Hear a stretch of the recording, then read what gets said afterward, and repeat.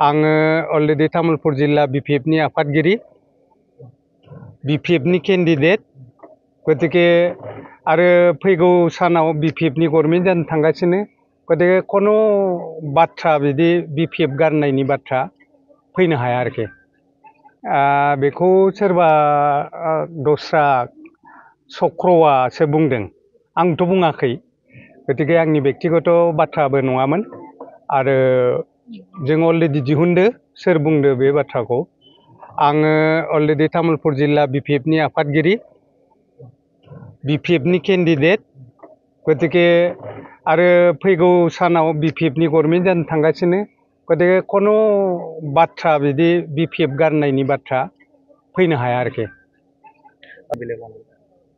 जेबो गुलाय गुजाय जोंनि गेजेराव सोमजियाखै मोनफ्रोमबो पार्टियाव माने गणतान्त्रिक भाबे केन्डिडेट एप्लिकेसन खालामनो हायो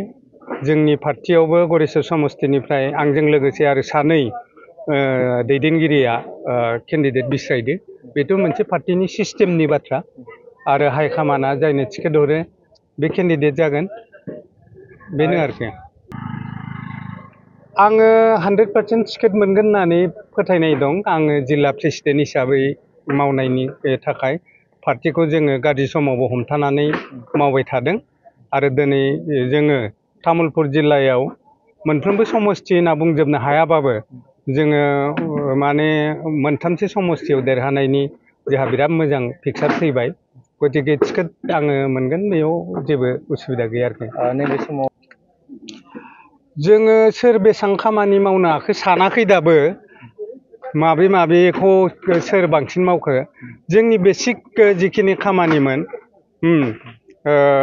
बर'नि बाथौआनो जा हिन्दुफोरनि नाम न'आनो जा मुसलमाननि मस्जिद न'आनो जा बेफोराव जोङो खामानि मावदों आरो जोङो गरेस्वराव टाउन कमिटिनि जिखिनि आन्तगाथनि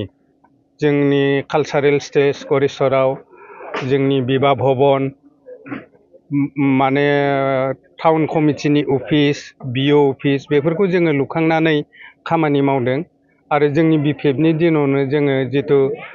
ब्लक अफिसखौ जोङो भारा न'निफ्राय लांनानै बागदबाव लांदों बाव सिडिपि अफिसफोरखौ बानायदों बे समाव पबित्रआबो बिपिएफआवनो दंमोन जों जयैनो बे खामानिफोरखौ मावनो हादों आरो दा मोनसे दालाङा बिराद बितर्कमोन धुलाबारिनि दालां जितु सर्टकाट जायो रङियाथिं फैनाय बे दालाङाव जोङो हाग्रामा सारखौ लाबोना फाउन्डेसन खालामदों 8 कोटि थाखा होदों दा बेखौ लुफुंनो थाखाय गोदान गभर्नमेन्टआ आरो 4 कोटि सरजाबनानै मावबाय थादों बिथांमोनखौबो आङो धन्यबाद होयो खिन्थु दलंखौ जोङो दलं घाटआव आंनो लाबोजेनदों दलंनि बे समाव थिखादारा जोंना गिरेन बिथाङा दायित्व लानानै माबादोंमोन स्किमखौ सेंसन खालामना लाबोनाया बिथांनि दायित्वमोन दा बिथाङा दायित्वखौ बे समाव मानो हास्लाबदिया टाइमा सर्ट जादोंमोन नामा बिदि माबा मोनसे टेकनिकेल बाथ्रा थानो हागौ दा बिदि आरोखि बे दालाङा दरखार दा आरो फाउन्डेसन जाफिनदो होनना खोनादों आङो जानांगौ जोङो दायो गरेस्वर समष्टिनि प्रत्येक सुपायाव मोनफा मोनफा पार्टिनि सुपा कमिटि दादों मानो होनबा जोङो सानदों जे कन्टेस्टआ बा जुद्धआ बिजेपिजों जानो हागौ सानजानि दहाय नैबावबो ओंखारदों खोथाया सानजा पार्टनि जितु जोंनि हिन्दु बेल्ट दोङो बाव माने बिजेपिनि मोनसे प्रभाब दोङो दा बेयाव बे हिसाबै नायोबा बिजेपिनि जिखिनि सिस्टेम त्रिस्ता कमिटि बुथाव बिराद जर होनाय बेफोरजों जोङो कम्पिट खालामनो थाखाय जोङो सुपा हाबदों आरो दानि जोंनि जितु केलकुलेसन जोङो जुदि मोनसे बुथाव 300 के भट मोनोबा 91टा बुथ दोङो जोंनि समष्टियाव जोङो मथा-मथि माने 20,000निफ्राय माने 25,000नि गेजेराव भट जोङो दा कालेक्सन खालामनो नाजागासिनो आरो जोंनि देरहानायनि जितु रेकर्ड थांनाय दिनफोराव दोङो 16,000 सोआवनो देरहायो एकदम क्लियार देरहानायनि मोनसे माबायाव जों खामानि मावदों आंनि खोथा नङा कर्मिफ्रा बिराद मावदों ओमेन बिपिएफआ मावदों इउथआबो बिराद मोजां जाबाय बिराद मावदों गतिके बयबो मावगासिनो थादों आरो जोङो देरहानाया क्लियार मोनसे पिक्साराव फैगासिनो जोङो 25टानिफ्राय 27टा केलकुलेसनाव दोङो एलायन्स जानाय नङा BPFआ रावजोंबो